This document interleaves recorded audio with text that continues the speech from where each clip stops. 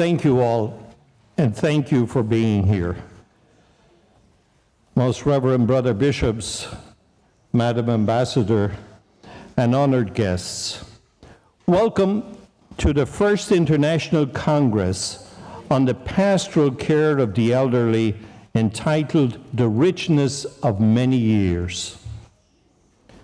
Your very presence here today at this event, and this event in itself, for us and for our church, is a great sign of where we are. The invitation we addressed to the Episcopal conferences several months ago to participate in these days of reflection has had a broad and warm response. The large number of registrations received have even forced us to amend the logistics, and we express our gratitude to those connected to the conference from the room next door.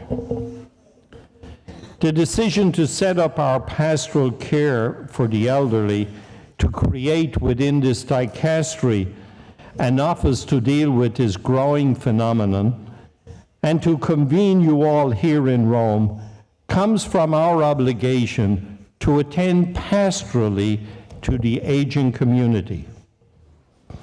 During the past 2 years, listening to bishops on their ad limina visits to our dicastery, and likewise to the many associations that spend time and effort every day in caring for the elderly, has convinced us of the need for a serious and urgent moment of reflection to prompt the universal church to act on what is revealing itself as a spiritual need and a true and a proper pastoral mission. Listening is one of the fundamental attitudes that our Holy Father Pope Francis requires of those involved in pastoral care. He often speaks about the apostolate of the ear. So, for this reason, our meeting is committed to a triple form of listening. Listening to the signs of the times, listening to the Magisterium, and listening to your experiences in order to set down together some general guidelines that can be useful to dioceses all over the world. In fact, one of the key features of the epochal change the Church is experiencing is the shift in the demographic equilibrium among the generations within our communities. A widely studied phenomenon that has occurred in more evident manner in some environments, but has now spread to all the continents. A recent report issued by the United Nations Department of Economic and Social Affairs entitled World Population Aging 2019 affirms that all societies in the world are in the midst of this longevity revolution. Some are at its early stages and some are more advanced, but all will pass through this extraordinary transition. It is a true demographic revolution, one of those signs of the times that we cannot ignore. In the year 2100, 61%, most of us will not be around for that, but 61% of the world population will be made up of people over the age of 65. And that the elderly populations will already double during the following 30 years. All of this not only has implications of a sociological, economical, anthropological, and political nature, but above all poses questions and needs of a spiritual nature that require us to act now. In particular, the pastoral accompaniment required by the elderly is an obvious need that we are faced with the challenge of increasing longevity of life. In our societies, where the throwaway culture and the exclusion of the vulnerable often dominates the collective imagination as well as family, political, and social choices, the richness of many years is not always welcomed as a blessing.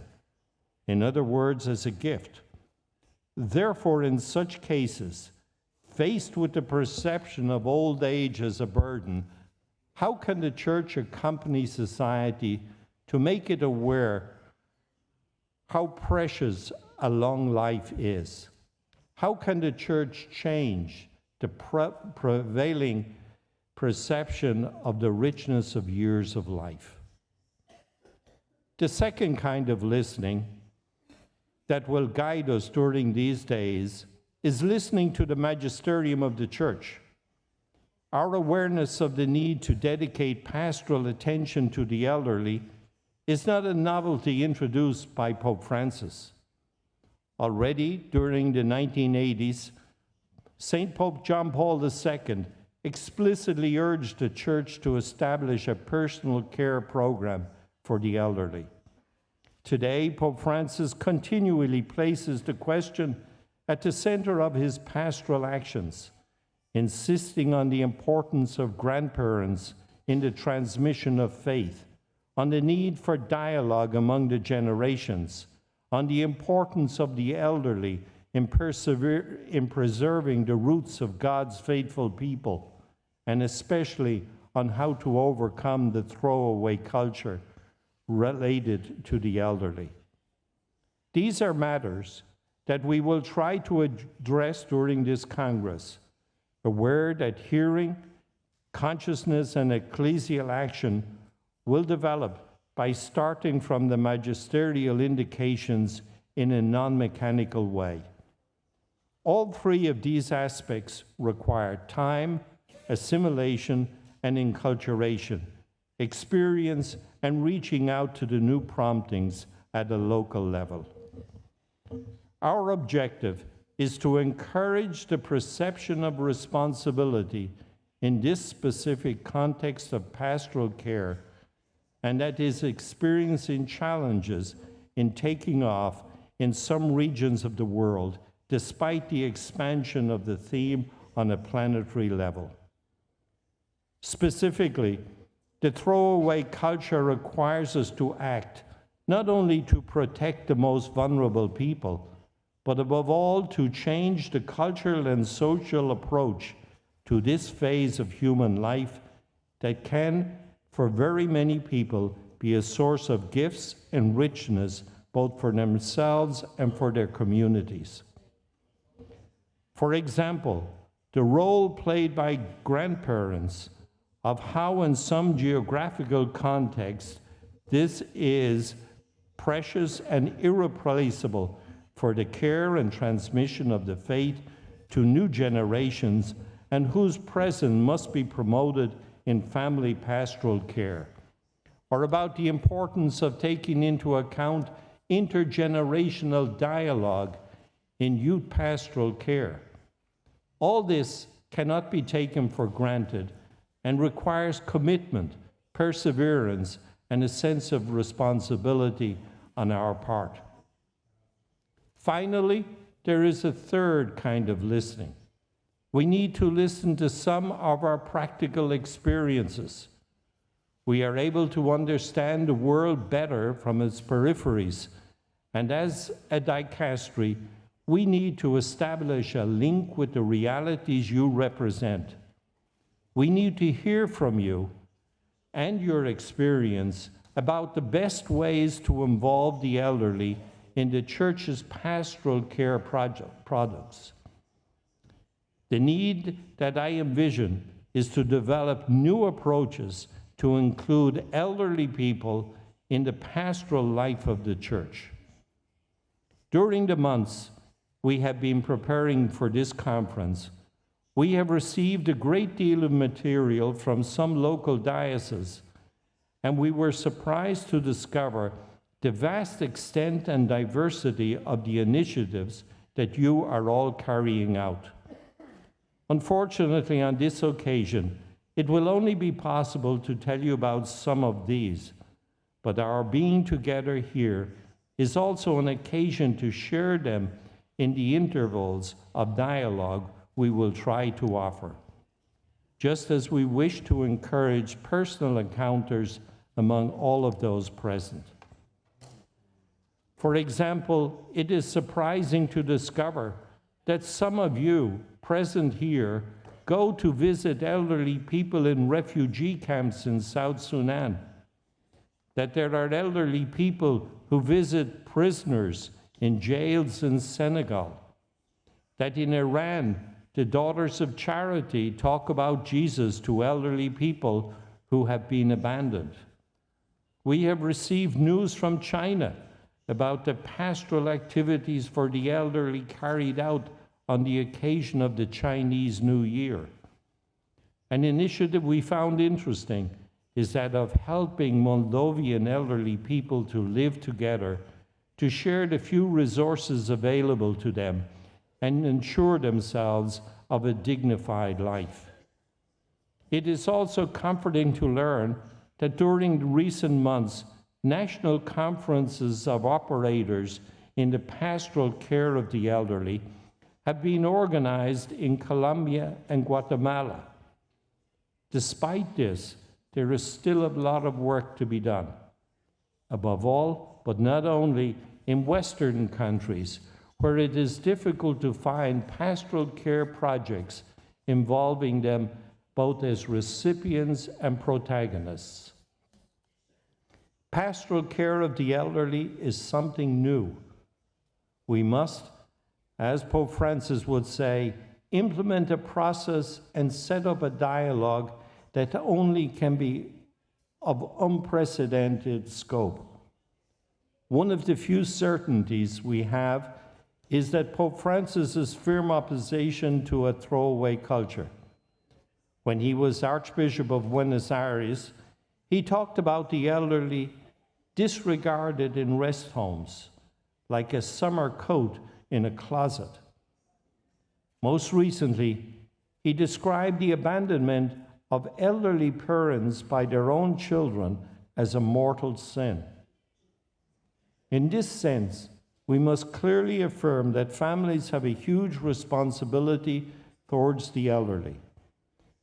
There are many family pastoral care agents or ministers among you today.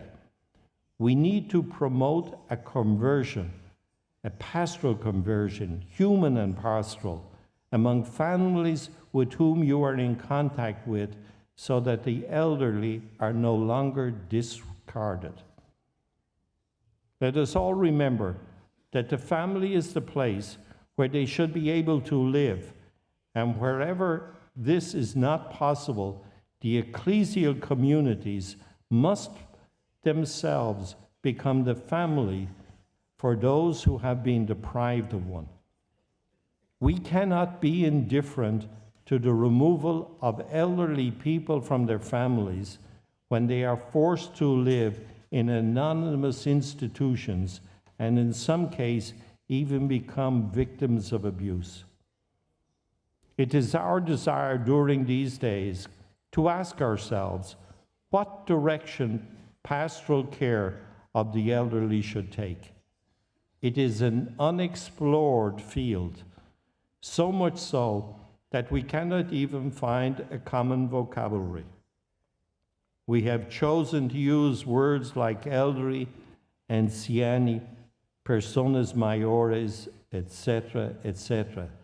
But we are fully aware that depending on the context, these words take on different nuances and meanings. Although we are just taking our first steps, I am very happy that some Episcopal conferences, such as those of South Korea and Croatia, have decided to study the topic in their dioceses, also as a result of this invitation to Rome. This means that our Congress is already beginning to have positive fruits. Ultimately, we seek to understand how to include in our pastoral care programs that segment of the population that is growing in numbers everywhere. Much is already being done in different parts of the world by conferences of bishops, by many movements and associations of the faithful, and by individual persons. We cannot take for granted that all those who grow old have encountered Jesus in their lives.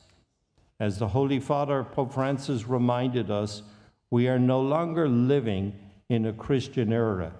We need some pastoral imagination to reach out also to the elderly. On the other hand, the numbers tell us that the laity of the future will increasingly be composed of people of an advanced age. What is their specific vocation in the church of tomorrow? The challenge that awaits us is to gradually construct a common dialogue. You will always find the doors of the Dicastery for the laity, family, and life open to listen and to cooperate in what we consider one of the contexts on which the future of our church and society depend. Therefore, let us work together during these days, and above all, let us ask the Lord to bless the fruit of our Congress and all of us. Thank you.